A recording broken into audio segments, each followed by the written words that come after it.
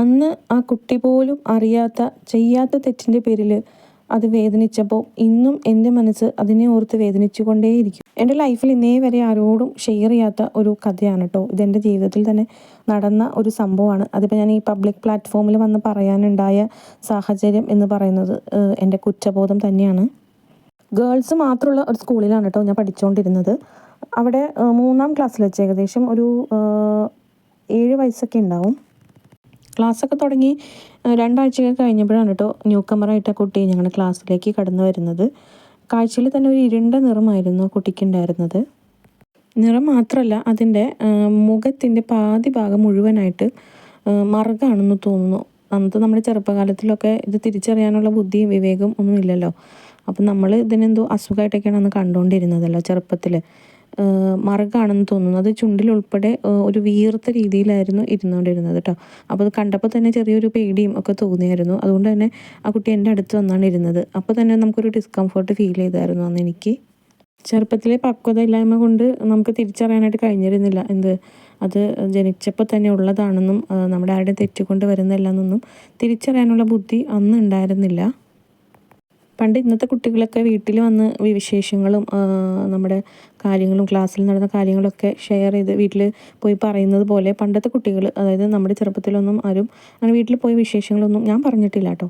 ചിലപ്പോൾ പറഞ്ഞിരുന്നെങ്കിൽ ഒരുപക്ഷെ മാതാപിതാക്കൾ തെറ്റ് തിരുത്തി തന്നിരിക്കാം. അത് ആരുടെയും തെറ്റുകൊണ്ട് വരുന്നല്ല എന്നും അധ്യാപിക അറിയാതെ തന്നെ ആ കുട്ടിയെ അവിടെ നിന്ന് സ്ഥലം മാറ്റാൻ വേണ്ടിയിട്ട് ഒരുപാട് കാര്യങ്ങളൊക്കെ ഞാൻ പയറ്റി നോക്കിയായിരുന്നു. മറ്റു കുട്ടികളെ കൊണ്ട് എൻ്റെ സീറ്റിൽ വന്ന് ഇരുത്തിക്കുകയും അങ്ങനെ പല കാര്യങ്ങളും ചെയ്തിട്ടും ഒന്നും വർക്കായില്ല കേട്ടോ. അവസാനം നിരാശ മൂത്ത് ഞാൻ കടുങ്ങുകയും ചെയ്തു കേട്ടോ. PT പീരീഡ് ആരും ക്ലാസ്സിലില്ലാത്ത സമയം നോക്കി ഞാൻ മോശം വൃത്തികെട്ട പണിയെന്ന് തന്നെ പറയാം. ഞാൻ ആ കുട്ടി ഇരിക്കുന്ന സീറ്റിലല്ല, ഞാൻ എൻ്റെ സീറ്റിൽ തന്നെ സൈഡിൽ തുപ്പി വെച്ചു.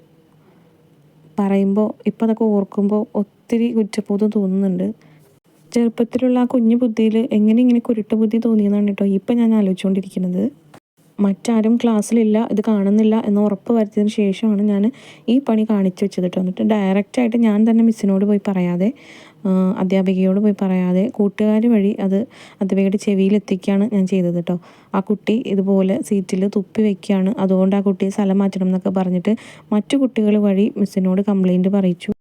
പിറ്റേ ദിവസം ക്ലാസ് തുടങ്ങി ഏകദേശം പകുതിയായപ്പോൾ മിസ്സി കാര്യം ക്ലാസ്സിൽ മൊത്തത്തിൽ സംസാരിച്ചു കേട്ടോ. ഇതുപോലെ ക്ലാസ്സിൽ ടേബിളിൽ ഒരു കുട്ടി ഇതുപോലെ തുപ്പി വയ്ക്കുന്നുണ്ട്, കംപ്ലയിൻറ്റ് കിട്ടിയിട്ടുണ്ടെന്ന് പറഞ്ഞിട്ട് ഈ കുട്ടിയെ, അതായത് ഈ കറുത്ത നിറമുള്ള മറുകുള്ള കുട്ടിയെ ക്ലാസ്സിൽ എഴുന്നേൽപ്പിച്ച് നിർത്തിയിട്ട് കുട്ടി ഒത്തിരി വഴക്ക് പറഞ്ഞു. അപ്പോൾ മനസ്സാക്ഷിയില്ലാത്ത ഞാൻ, അങ്ങനെ തന്നെ പറയേണ്ടി വരും, ഇതൊക്കെ കേട്ട് ആസ്വദിച്ചിരിക്കുകയായിരുന്നു കേട്ടോ. ആ കുട്ടി പോലും അറിയാത്ത തെറ്റിൻ്റെ പേരിൽ എല്ലാവരുടെ മുമ്പിലും കുറ്റക്കാരിയായിട്ട് നിന്നപ്പോൾ ആ കുട്ടിയുടെ മനസ്സിലുണ്ടായിരുന്ന മാനസികാവസ്ഥ അത് ഓർക്കുമ്പോൾ ഇപ്പോഴും എൻ്റെ നെഞ്ചിലൊരു വിങ്ങലാണ് കേട്ടോ. അന്ന് അത് ചിന്തിക്കാനുള്ള ബുദ്ധിയും വിവേകവും ഒന്നും എനിക്കുണ്ടായിരുന്നില്ല. ശേഷം ക്ലാസ്സിൽ സംഭവിച്ചത് വളരെ വേദനാജനകമായിട്ടൊരു സംഭവമാണ് കേട്ടോ. ആ കുട്ടിയെ മിസ്സ് ഒരു ടേബിളിൽ ഒറ്റയ്ക്ക് കൊണ്ടേ ഇരുത്തി എന്ന് തന്നെ പറയാം അല്ലേ. അപ്പോൾ അതിൻ്റെ വേദന എത്രത്തോളം ഉണ്ടെന്ന് ഞാനിപ്പോൾ ചിന്തിക്കുകയാണ്.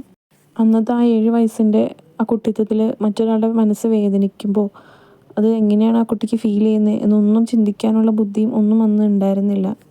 വാസ്തവത്തിൽ പറഞ്ഞാൽ എൻ്റെ ആ ഒരു ചെറിയ ആഗ്രഹം നടക്കാൻ വേണ്ടിയിട്ട് മറ്റൊരാളുടെ മനസ്സിനെ എത്രയധികം മുറിവേൽപ്പിച്ചു എന്ന് നിങ്ങൾക്ക് തന്നെ ഊഹിക്കാൻ കഴിയുന്നില്ലേ. ആ ഒരു കൊല്ലം മാത്രമേ ഞങ്ങൾ ഒരുമിച്ച് പഠിച്ചോളൂ കേട്ടോ. അടുത്ത വർഷമായപ്പോൾ മിസ്സ് ഞങ്ങളെ ഡിവിഷൻ മാറ്റിയൊക്കെ ഇരുത്തി. പിന്നീട് വലുതായപ്പോൾ ഇതിനെക്കുറിച്ച് ചിന്തിച്ചപ്പോൾ ഒത്തിരി കുറ്റബോധം തോന്നി. പബ്ലിക്കായിട്ട് പ്ലാറ്റ്ഫോമിൽ വന്നിട്ട് ഒത്തിരി അവളെപ്പറ്റി അന്വേഷിച്ചു, കണ്ടെത്താനായില്ല. എൻ്റെ ഇമേജിനെ ബാധിക്കും എന്നറിഞ്ഞിട്ടും ഞാൻ ഈ വീഡിയോ പബ്ലിക്കാക്കുന്നത് എൻ്റെ മനസ്സിലെ വേദനയ്ക്കൊരല്പം കുറവുണ്ടാവട്ടെ എന്ന് കരുതിയിട്ടാണ് കേട്ടോ. ആ കുട്ടി, ഞാൻ പേര് ഇവിടെ വെളിപ്പെടുത്താണ്, ആതിര എന്നാണ് കേട്ടോ ആ കുട്ടിയുടെ പേര്. ആ കുട്ടിയുടെ പേര് മറക്കാൻ എനിക്കിന്നും സാധിച്ചിട്ടില്ല. ഇനീഷ്യലി ഞാനിവിടെ പറയുന്നില്ല. ആലുവയിലാണ് കേട്ടോ ഞങ്ങൾ ഒരുമിച്ച് പഠിച്ചിട്ടുണ്ടായിരുന്നത്. ആതിര എന്ന് പറയുന്ന കുട്ടി ഈ വീഡിയോ കാണുന്നുണ്ടെങ്കിൽ ഇതിൻ്റെ ഒരു മാപ്പായിട്ട് കണക്ക് കൂട്ടണം. അന്ന് ആ ചെറുപ്രായത്തിൽ പൊട്ടബുദ്ധിയിൽ തോന്നിയ കാര്യം കൊണ്ട് തൻ്റെ മനസ്സ് എത്രമാത്രം വേദനിച്ചിട്ടുണ്ടാവും എന്ന് ഇന്ന് ഞാൻ തിരിച്ചറിയുന്നു. അതിൻ്റെ പശ്ചാത്താപം ഇന്നും എൻ്റെ മനസ്സിലുണ്ട്. അപ്പോൾ ആതിര എന്ന് പറയുന്ന ഒരാളിനെ നിങ്ങൾക്കറിയാമെങ്കിൽ ഈ വീഡിയോ എന്തായാലും ഷെയർ ചെയ്ത് കൊടുക്കണം കേട്ടോ.